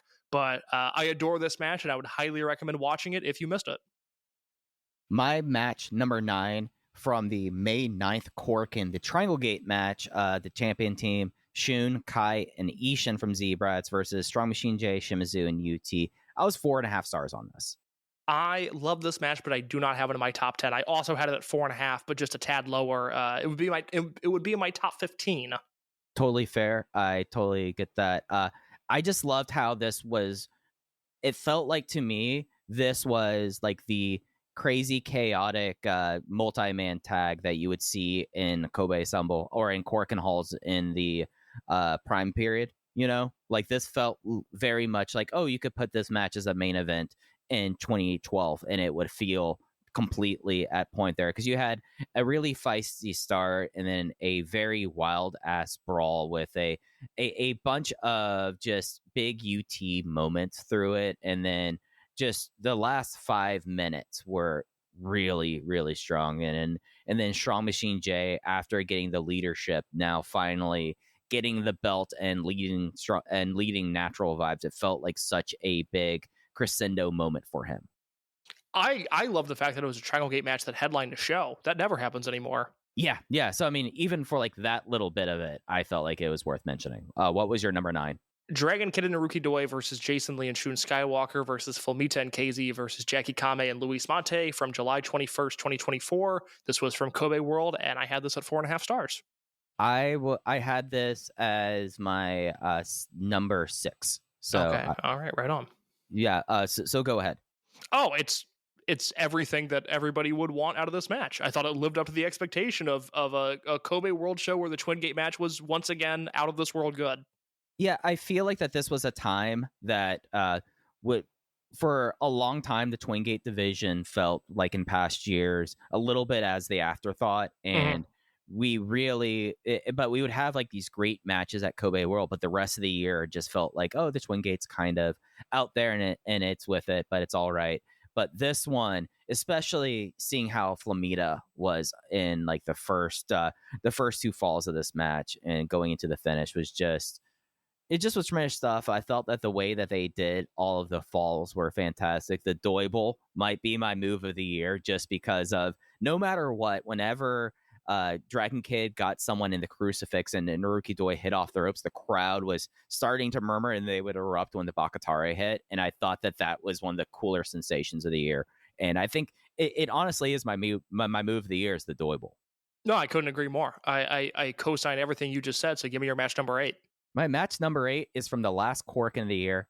It is Mexico versus Japan, Rita and Jackie Kame versus Flamita and Monte. And I loved how much of this match was a car wreck. I thought that this was a car wreck in the best kind of ways. And I thought that especially with with the other stuff that happened on this card, this match found a way to differentiate itself in a really fun manner. And especially for someone like Jackie Kamei, who we've talked about for about 7 months, went dormant. He kind of popped up, and I felt like that he was excellent in this one. I loved that match, and yet I remain the low man on it. I do not have that on my list, but I do have this match at number 8, Madoka Kakuta versus Yamato from Dangerous Gate 2024, and again at 4.5 stars. All right, I did not have that one. That was a top 15 cut. This is, I think this is the match that I'm higher on than anybody else, because they beat the shit out of each other, and I really like when Yamato does that. So that's the only analysis I can bring to it, is Kakuta and Yamato had about as physical of a match as they could possibly have. Yeah, Yamato really was bringing it, like, in those matches against the young guys in the It was title awesome. matches.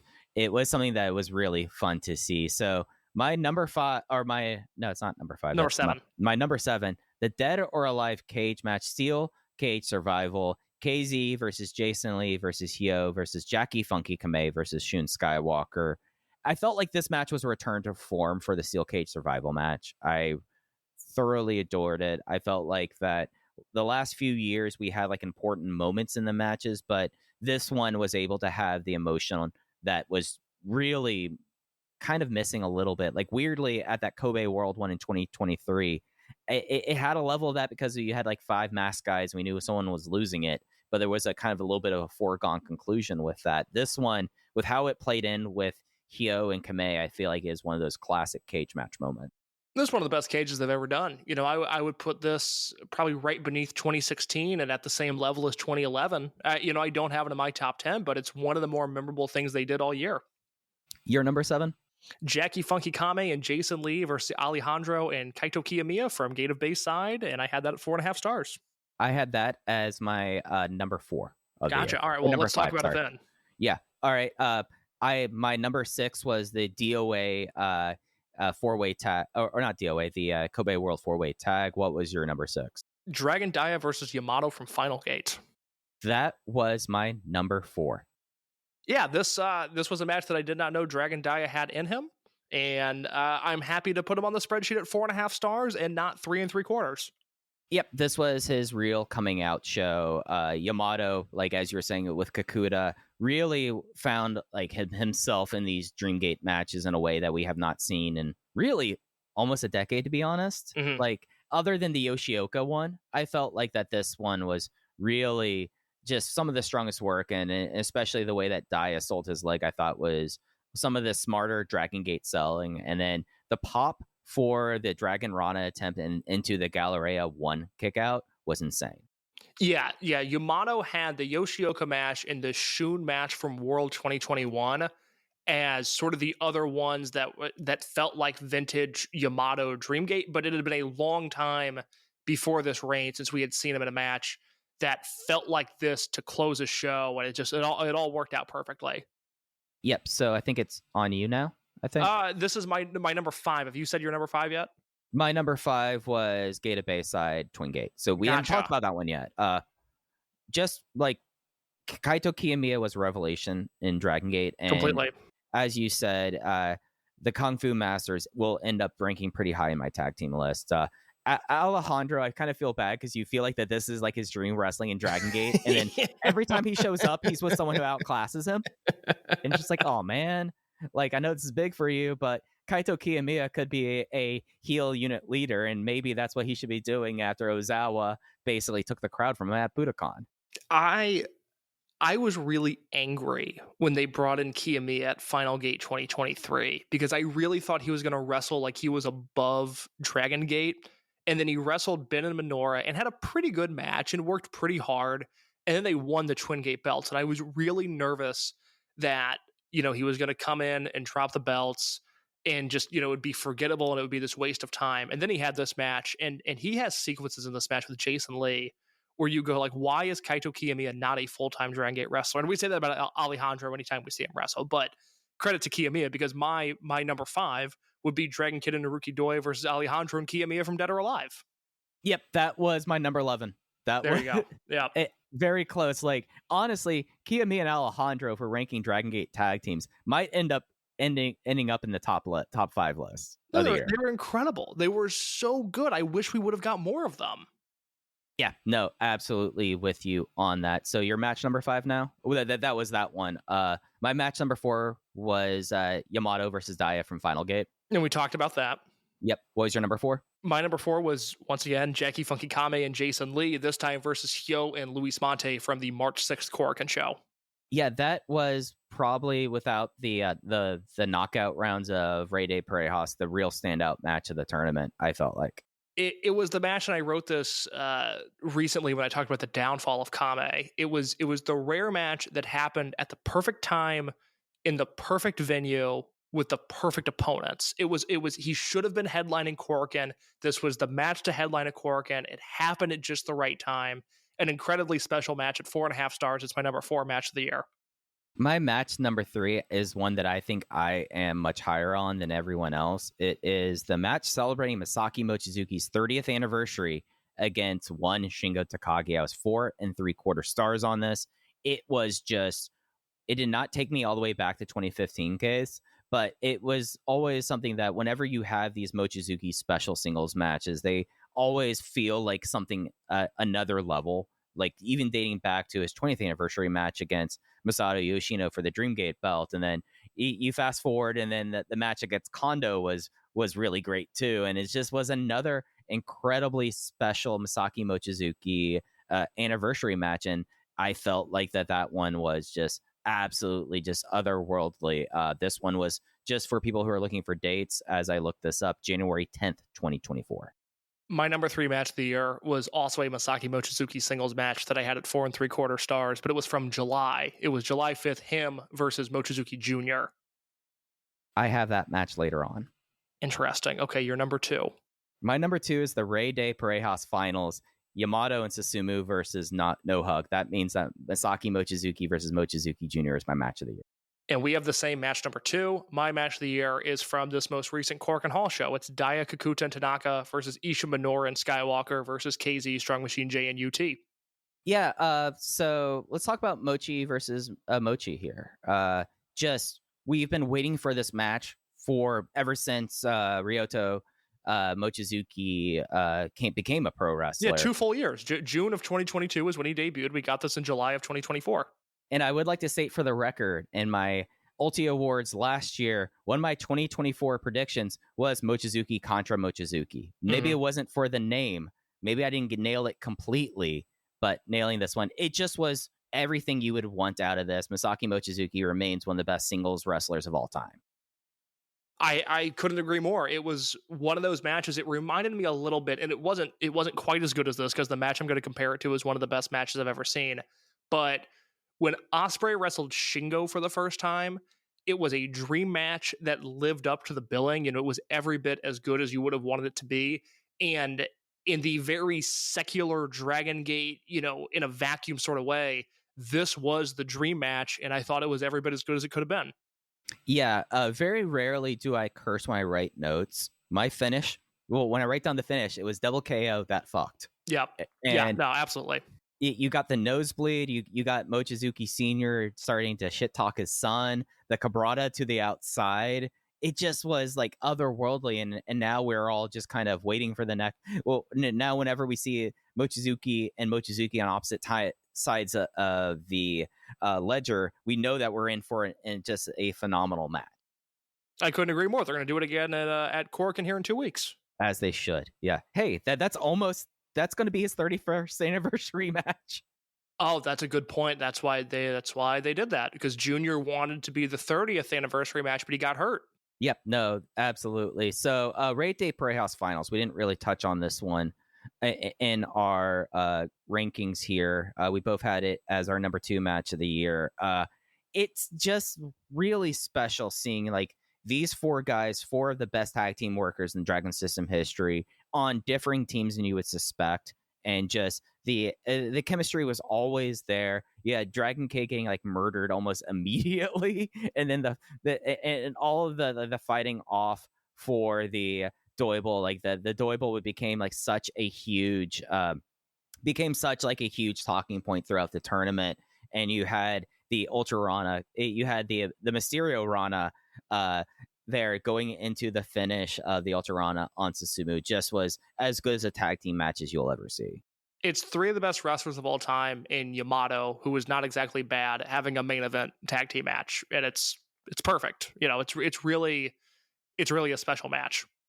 Yeah, it is really just otherworldly. So you were much higher on the three-way than I was.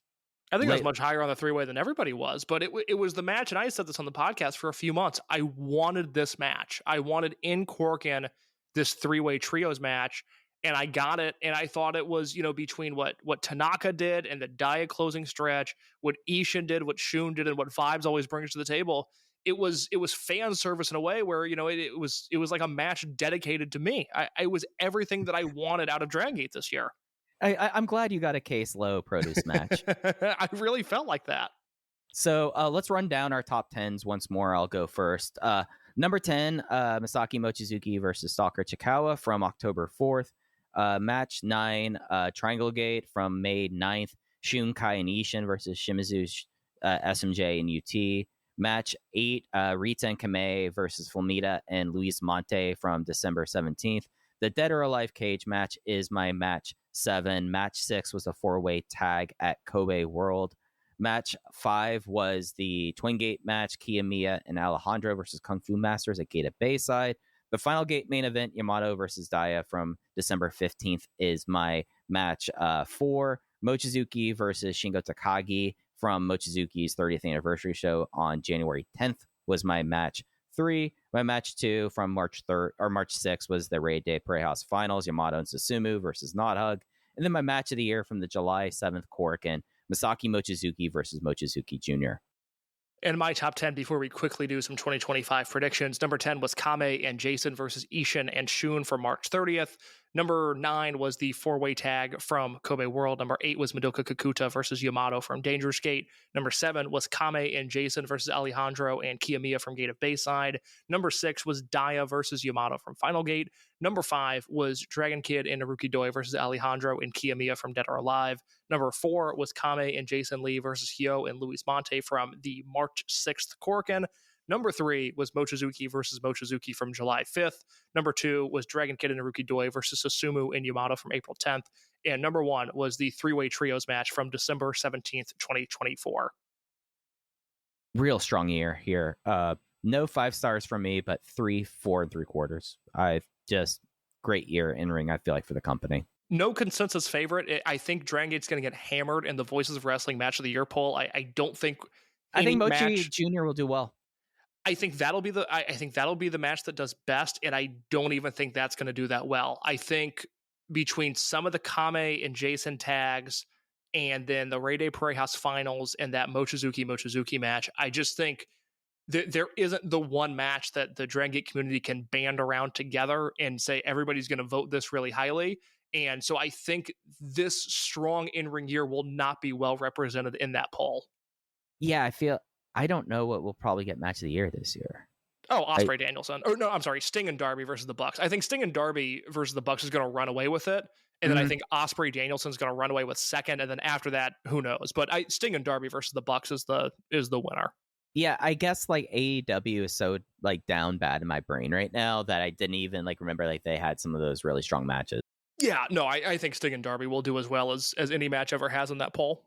Yep, that's fair. Let's talk 2025 predictions. Before we do that, I would like to talk about my 2024 predictions, both from the beginning of the year and then our mid-year ones. The Mochizuki contra Mochizuki one was one of mine from January, along with Jackie Funky Kamei winning the Brave Gate. Do you have your ones from this time last year? Yes, my ones from the beginning of 2024 were that there was going to be a father-son Twin Gate match where they would win the Twin Gate belts, Masaki Mochizuki and Mochizuki Jr. That did not happen. I also predicted that Junior would turn on Mochizuki and join Kato and Ishin. That did not happen. And I had a third prediction that was by the end of 2024, TN Revolution would be Open the Dream Gate champion. And that certainly did not happen. Boy, you had some bad beats there. That's a tough one. My mid-year predictions, Yamato is the Dreamgate champion to 2025. I feel like we both were kind of on board with that idea. Mm-hmm. And then I thought that we would be seeing a new heel unit by the end of this year, and it was going to be Shun, Jason, Ishin, Kato, Minoura. But when Minoura turned, it would be Rita would be joining alongside him. So I was almost there for where Z-Browts would be composed there. And then my last prediction, we might see this play out this month. I thought that they are going to do what they do with Dragongate and Aichi, where Dragongate usually gets beat at Dead or Alive. I think that's going to be a long-term thing, and it's going to be more of a thing over the next few years where Strong Machine J is just he's going to suffer until he gets his first big win in his hometown. Yeah, no, you kind of nailed that one because that's what's going to happen at Gate of Bayside this year. Yep. What were your your mid-year ones? My mid-year predictions were that Not Hug was going to be Twin Gate champions going into Final Gate. That did not happen. They lost to Gate of Destiny. I also predicted that Hyo would be the focal point of a Match of the Year candidate by the end of the year. That did not happen. And I also predicted that Yamato would defend the Dreamgate belt against Mochizuki Jr. in Cork, and that did not happen. He wrestled Ishin instead. I mean, you had the right year, just wrong. You had the right you had the second generation guy in mind, but you just didn't have the right one. I was close. I was very close. Closer than TNR winning the Dreamgate belt in 2024. Hey, we all thought that TNR would be coming back hot, you know? We all thought that. And I still kind of think that. I mean, what would it, like, I feel like I would hear the screams from Chicago if that happened. like it'll show up on like the Richter scale. Yeah, like, absolutely. No, there'll be a scientific reading of it. Yeah, the seismic meters are going off the charts just from Chicago. It's not a middle of a fault play. Actually, this wrestler came back from a bad knee injury, and a 25-year-old man was very, very happy. Mike, give me your 2025 predictions real quick. So I have 4. One of them is not Dragon Gate related. Glate's going to make it to year 4. I don't think they'll make it to year 5, but I think they have enough gas to get through 2024 or 2025. But in the Dragon Gate proper, I think it's about time that we're going to have some notable retirements. Like we had Ichikawa just this year. It just kind of feels like that we're going to see some people kind of winding up. I'm not going to name names specifically, but I think we will have a couple this year. I think the Kobe World 2025 main event is going to be Yamato versus Yuki Yoshioka, and I think we're finally going to see the new heel unit come aboard in 2025. Interesting. I like all of those. My 3 would be that we'll see Jackie Kame turn heel in 2025. My second prediction is that Homare will challenge for the Dreamgate belt on a big show, meaning Dead or Alive, Kobe World, Dangerous Gate, Gate of Destiny, or Final Gate. And my number 1 prediction is that by this time next year, Yamato will still be your Open the Dreamgate champion. I love it. Well, they are trying to erase Shima from the record books with this one, right? I think that is 95% of the reason they would do it is they want their guy Yamato to have the longest Dreamgate run in history. And I think the other 5% is that I've yet to see anybody that should beat him. You know, I'm not ready for this title reign to end. Yeah, like when I say Yoshioka, it's because Yoshioka is the one person that could come in and everyone can go like, oh, Yoshioka's back. Mm-hmm. Okay. And just because of the lost year, they want to kind of kick things off really fast with him. Yeah, I like that idea. I think that's fitting of a Kobe World main event. But I think that is tentative. If he is not coming back, I think that I'm totally with you. I think that we're going to see how many keys that new belt can hold, and we're going to see how long it's going to take. So Yamato is just like he's at around 150 days right now. Let's see where he would have to hold this belt until before he would become the new record holder. Because if I'm right, Shima held the Dreamgate through 551 days. If I thought it was 74. 574 days. I think that will take us all the way into, I think it'll be Champion Gate 2026. Oh, yeah, he can do that.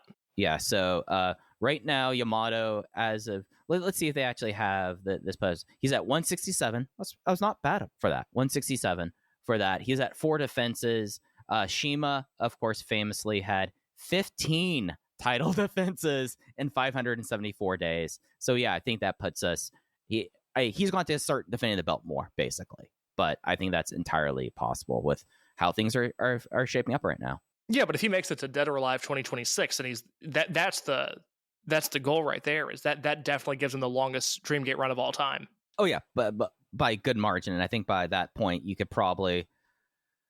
Yeah, I mean, you would have 6 more title matches at the big 6 shows this year. You would have one at Champion Gate, so that gets you at 7. That puts him at 11. He's good for probably 2 more title defenses throughout the year. That puts you at 13. If you get him dead or alive 2026, he absolutely breaks both those records. I think that's going to happen. Yeah, I'm with you on that. And I think that will do it for our special ULTY Awards edition of Open the Voice Gate. Case, did you have anything else you want to touch on before we get out of here this afternoon? I do not. So thank you all for listening. Thank you all for sticking with us this year. You can follow us on Twitter and on Blue Sky at Open Voice Gate. You could also join the discussion at the Voices of Wrestling Discord at Open Voice Gate and at the Dragongate channel as well. Case is at _in_your_case. I'm at Fujiheya. Thanks for listening to Open Voice Gate. We'll be back with you real soon. Take care, everyone.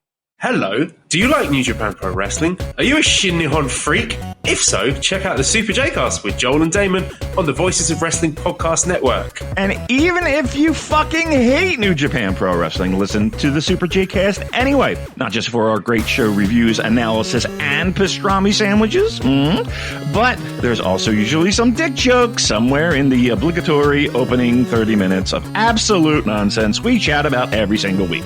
That's the Super J-Cast for all the best talk about New Japan Pro Wrestling, crisps, and pornography.